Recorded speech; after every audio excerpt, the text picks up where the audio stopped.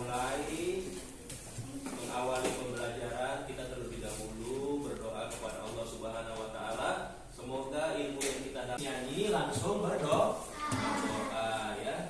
Oke, nah ya 1 2 3.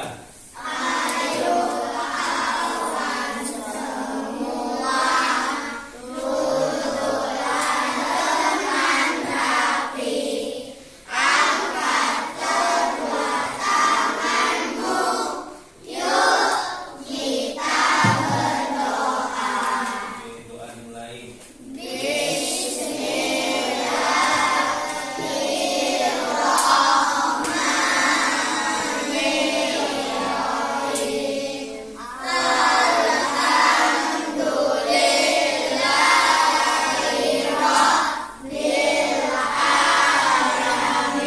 Baik anak-anak, untuk meningkatkan rasa kecintaan kita kepada tanah air, rasa nasional kita, marilah kita bersama-sama menyanyikan lagu wajib kita, lagu Indonesia Raya yang akan dipimpin oleh teman kalian Nesya. Nanti kita berdiri bersama-sama menyanyikan lagu ya, boleh?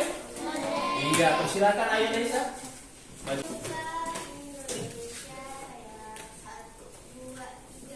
Indonesia tanah airku, tanah tumpah. Kemarin kita sudah belajar pembelajaran inti pembelajaran bahasa Indonesia ya, mengenai cerita fiksi dan cerita non fiksi, serta pelajaran IPA. Apa yang sudah kita pelajari tentang gaya. Nah, anak-anak, hari ini kita masih sama seperti pembelajaran sebelumnya. Pelajaran bahasa Indonesia kita itu tentang cerita fiksi, dan pelajaran IPA kita tentang mengenai gaya ya. Jadi di pembelajaran kali ini tujuannya diharapkan adalah supaya kamu mampu mengidentifikasi tokoh-tokoh yang ada di dalam sebuah cerita fiksi. Tokoh-tokoh dalam cerita sebuah fiksi. Yang kedua, kamu mampu untuk menceritakan kembali isi cerita dengan bahasamu sendiri ya.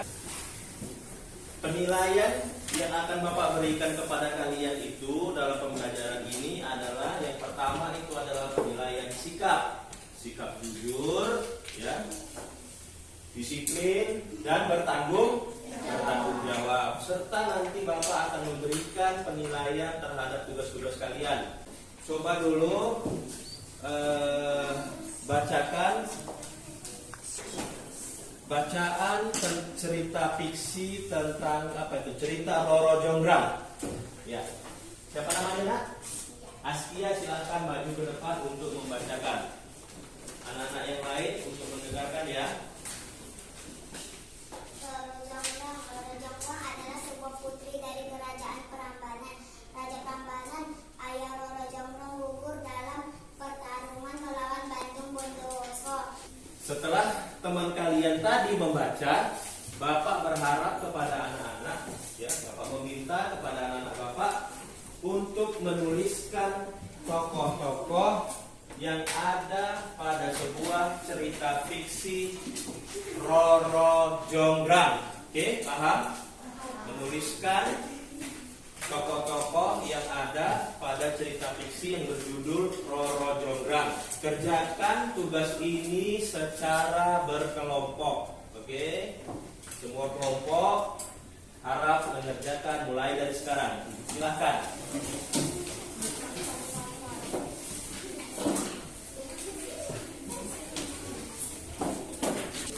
Anak-anak, sudah selesai?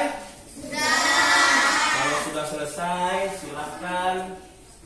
Siapa yang ingin membacakan hasil tugasnya? Oh iya, kelompok Riswa, silakan maju ke depan.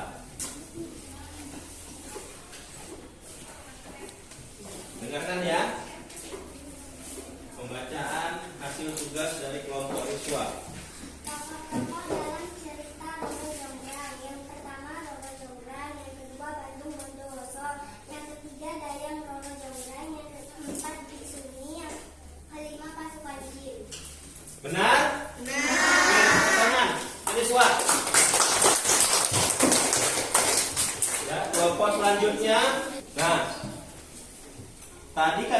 semua sudah membacakan hasil tugasnya dan review hasil tugas kalian itu semua sangat bagus ya, sudah sesuai.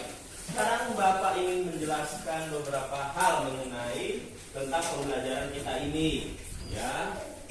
Jenis-jenis cerita fiksi. Seperti yang kita ketahui bersama, cerita fiksi itu ada berbagai macam jenis. Yang pertama ada yang namanya cerita rakyat.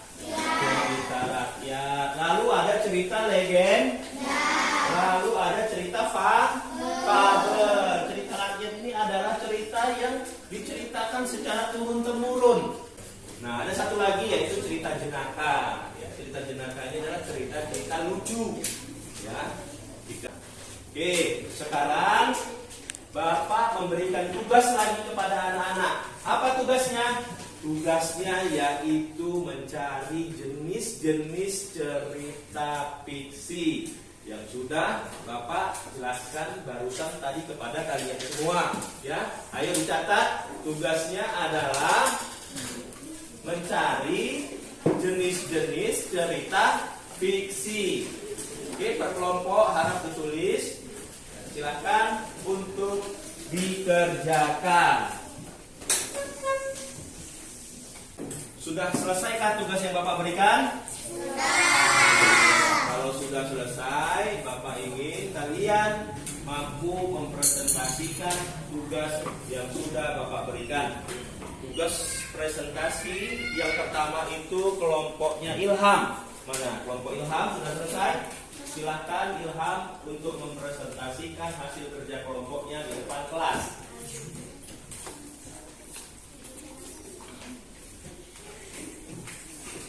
Jenis-jenis cerita fiksi. 1. Cerita di mana contohnya Pak Hadir. 2. Cerita rakyat contohnya Lolo Jonggrang. 3. Legenda contohnya Tangkuban Perahu. 4. Fabel contohnya Si Kecil. Oke, tepuk tangan kelompok Ilham. Alhamdulillah kalian semua adalah anak-anak yang keren ya. Ternyata kalian itu anak-anak yang kreatif, mampu dengan cepat merespon tugas-tugas yang Bapak berikan dengan baik dan benar. Pelajaran IPA kita, baik anak-anak semua, pelajaran bahasa Indonesia kita sudah pada penghujung pembelajaran ya. Nah, maka sebelum kita melanjutkan pada pelajaran IPA, Bapak memberikan tugas kepada anak-anak untuk mengerjakan di buku paket masing-masing halaman 73 individu. Baik anak-anak semua yang sudah selesai boleh mengumpulkan tugasnya ke depan, diantar ke meja Bapak. Ayo mulai. Kita siap. Ayo sini kumpulkan. Anak-anak sekalian, sebelum kita memulai materi pelajaran IPA, di sini Bapak mengingatkan kembali kepada anak-anak sekalian tentang pelajaran yang sudah kita pelajari tentang materi gaya. Ada yang masih ingat apa itu gaya? Gaya adalah suatu kekuatan yang mengakibatkan benda yang dikenai mengalami gaya itu. Sekarang mari kita praktekkan, benar tidak suatu benda apabila diberikan gaya akan mengalami perubahan posisi atau berubah dari tempat ke tempat yang lainnya. Mari kita membuktikan bersama-sama ya. Untuk membuktikan pembelajaran kita kali ini, Bapak akan meminta kepada Alia dan Kansa ya untuk mempraktekkan benar tidak gaya itu bisa merubah kedudukan suatu benda. Ayo silakan Alia dan Kansa. Oke, silakan Kansa. Apa yang terjadi?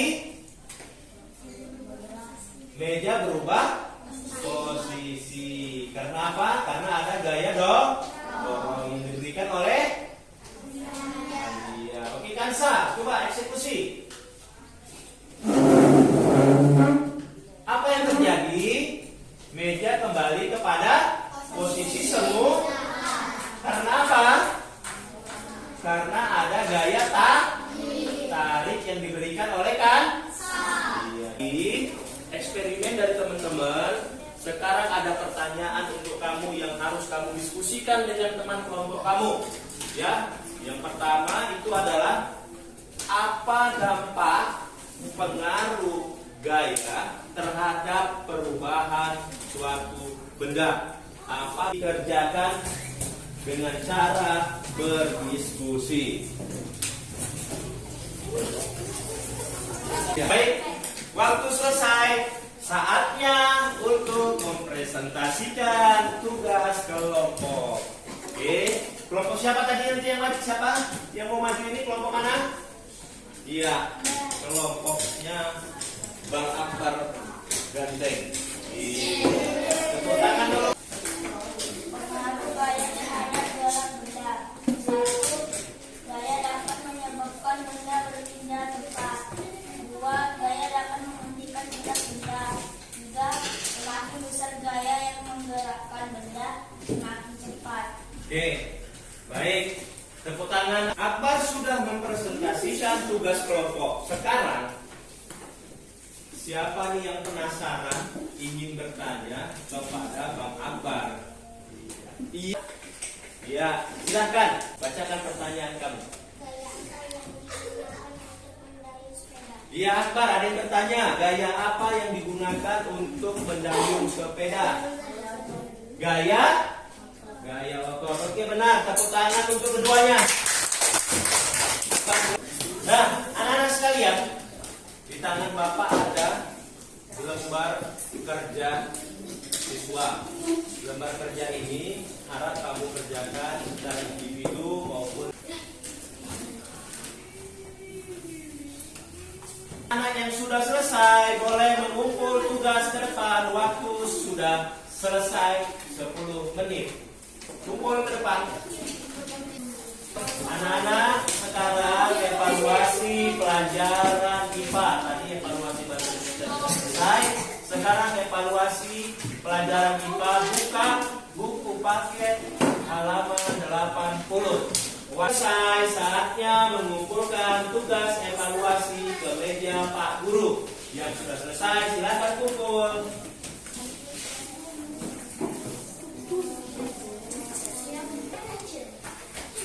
Apakah pembelajaran hari ini menurut anak-anak menyenangkan? Kalau boleh tahu, kira-kira dari pembelajaran kita, kegiatan yang mana sih yang paling membuat Dan Bapak kalau boleh tahu juga, kira-kira pelajaran apa yang hari ini kita pelajari? Identifikasi tokoh-tokoh cerita, memahami jenis-jenis cerita. Lalu pelajaran IPA, pelajaran apa yang bisa kita pelajari? Pengaruh gaya terhadap suatu benda. Oke, ya, alhamdulillah anak-anak sudah mampu mengingat itu ya. Jadi jangan lupa untuk terus belajar di rumah, mengulang kembali pelajaran yang sudah kita pelajari hari ini ya. Nah, nanti selanjutnya sebelum mari kita dulu bernyanyi bersama-sama. Sebelum kita menutup pembelajaran kita, mari kita bernyanyi bersama-sama satu-satu, sayang semuanya. Paham kan? Ingat lagunya ya. Lalu dilanjutkan dengan berdoa. Baik, mari kita mulai bersama-sama. 1, 2, 3.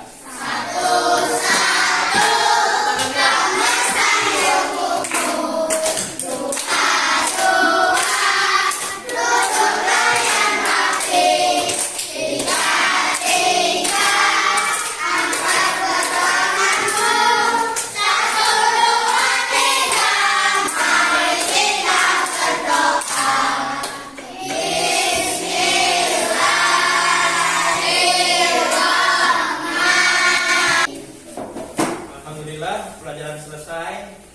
Buat anak-anak Bapak terus semangat. Sampai jumpa kembali. Wassalamualaikum